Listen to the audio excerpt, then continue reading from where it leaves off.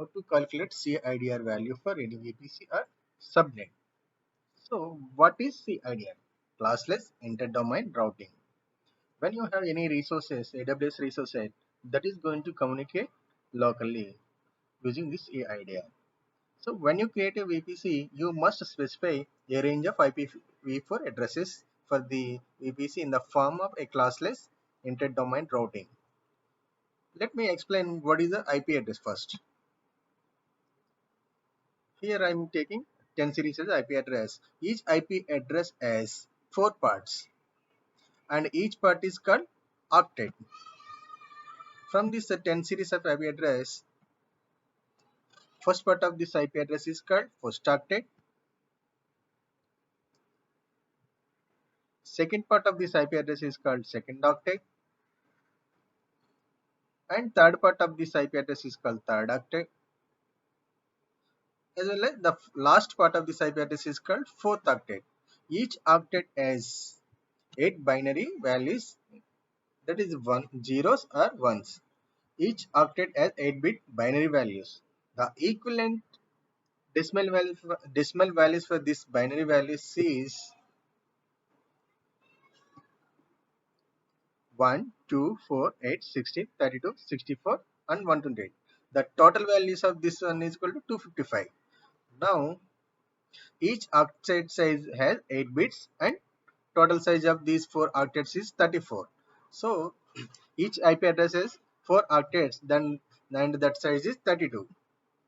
Now each octet range is between 0 to 255. Let me explain what are the classes of IP addresses. IP address is classified into 5 classes: Class A, Class B, Class C, Class D and Class C. These Class D and D are allocated for in development purpose or multicast addresses. So from A class, Class A, Class B and Class C, some of the IP addresses are reserved for private IP address. Let me explain what is the private IP address. A IP address which is used locally and not accessible over internet. So there are some range of IP address fixed for private IP addresses. From Class A, they took the 10 series totally and fixed for private IP address. For this, the network prefix is 8 bits and the 3 host bits are there. That means 3 host bits mean 24 bits. From Class B, they took the 172 series from 16 to 31. This Class B IP addresses is 16 network prefixes and 2 host bits. From Class C, they took the 192, 168 series totally for the private IP address range. So if you want to find number of IP addresses based on this network's prefix, we have a formula.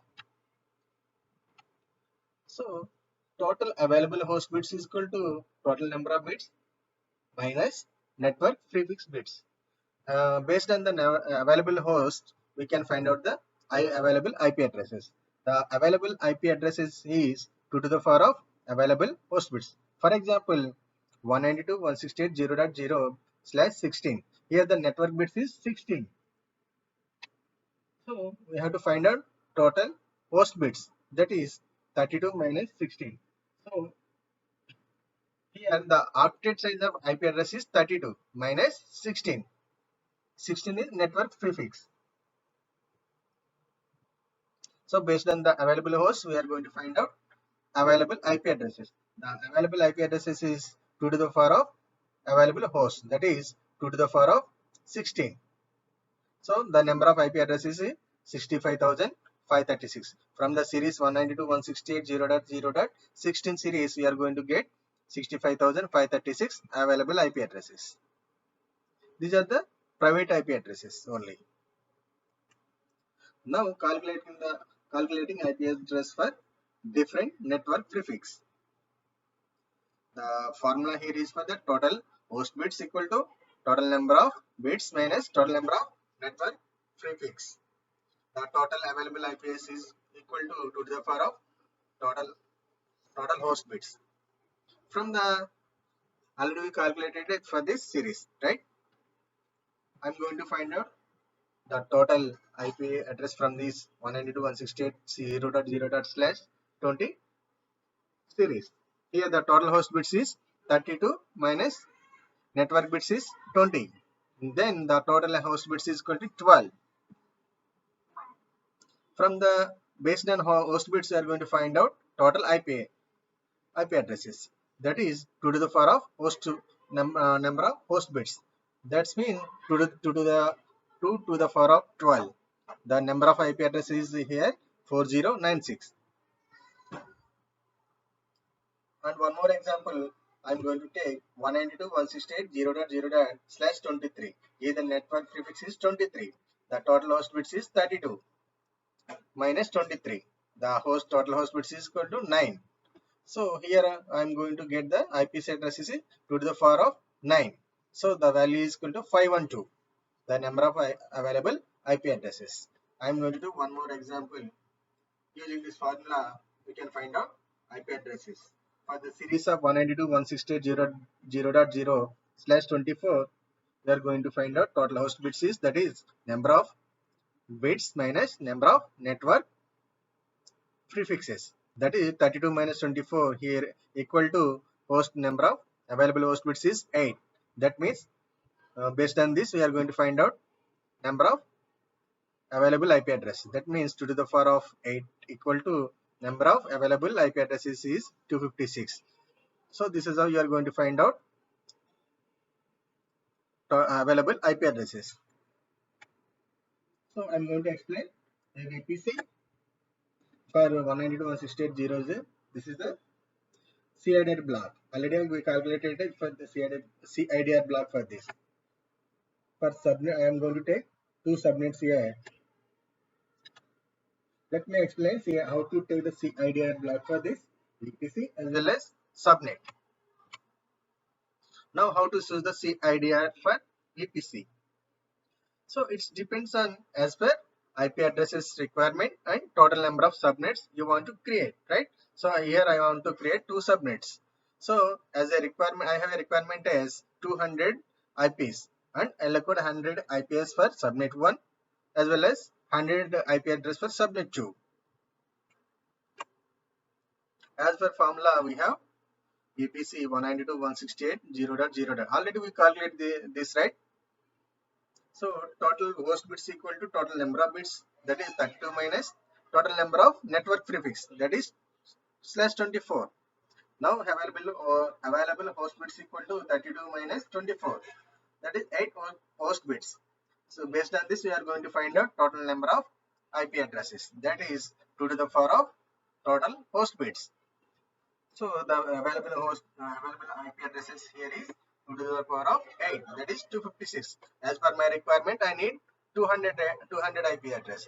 As per my requirement, this is going to fulfill. That is the reason I am going to take VPC CIDR is 192.168.0.0/24.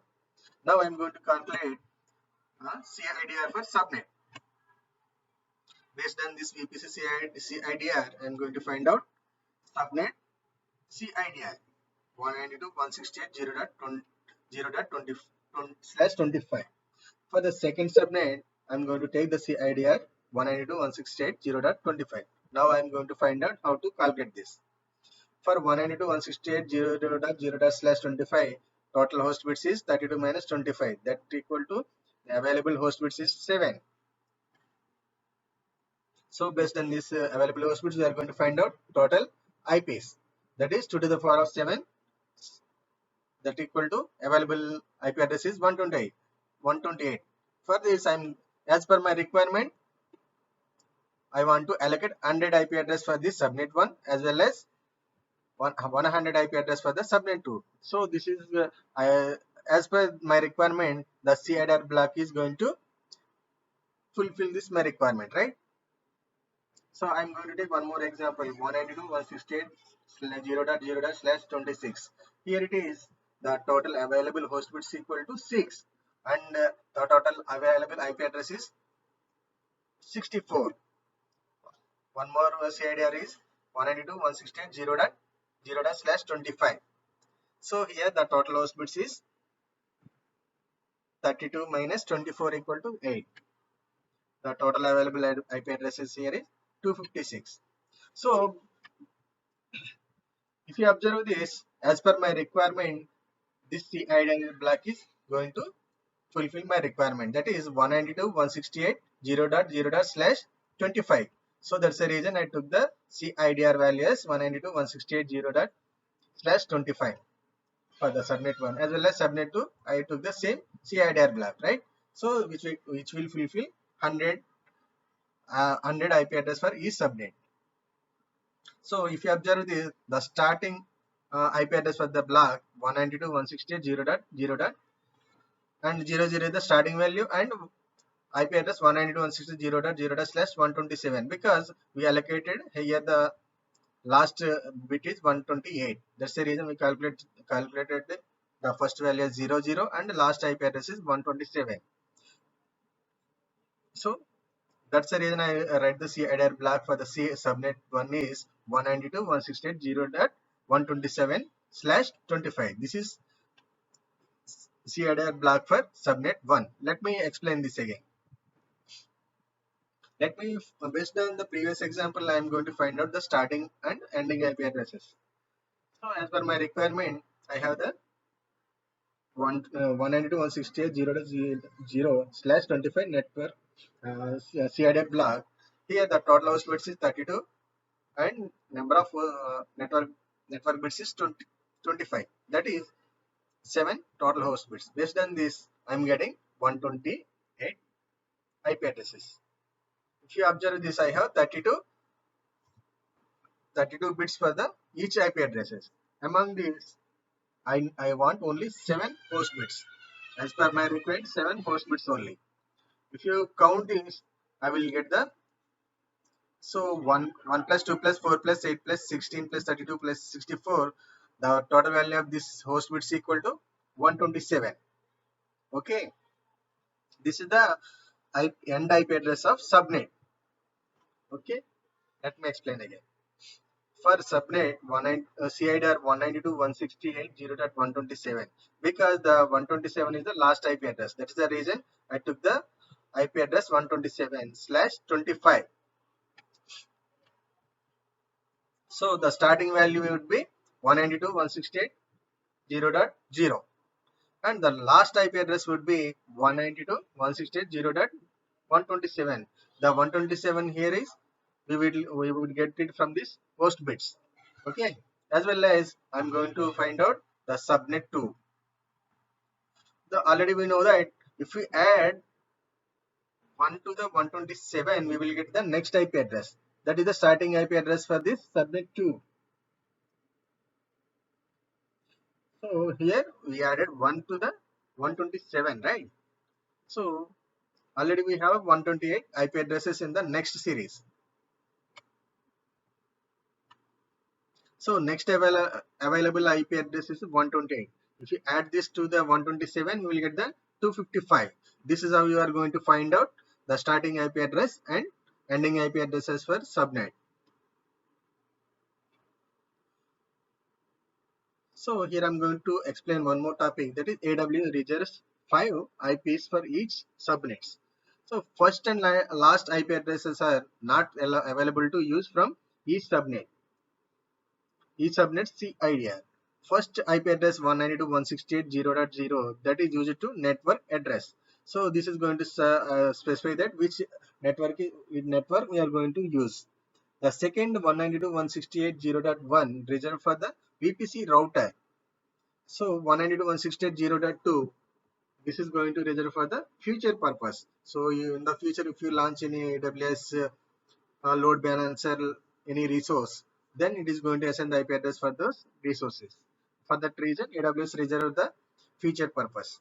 And 192.168.0.3 also reserved for the future purpose. And the last one 192.168.0.127 for the network broadcast address. So this is how the AWS reserve for the 5 addresses for each subnet CIDR. Using IP range for the subnet 1 and 2. So the first three addresses are allocated for the AWS, and last IP address is also allocated for the network address. That's the reason the available IP addresses are 192.168.0.4, 192.168.0.126. So these 5 addresses reserved for the AWS. For the same subnet 2, we are going to specify the subnet CIDR equal to 192.168.0.128/25. The starting IP address here is 192.168.0.132 because 3 IP addresses are reserved for the AWS and last IP address also reserved for the AWS. This is how we are going to reserve the 5 address for the subnet 2, that is 198, 120, 130, 131 and 255. This is how the AWS reserved the 5 IPs. Thank you. Thanks for watching.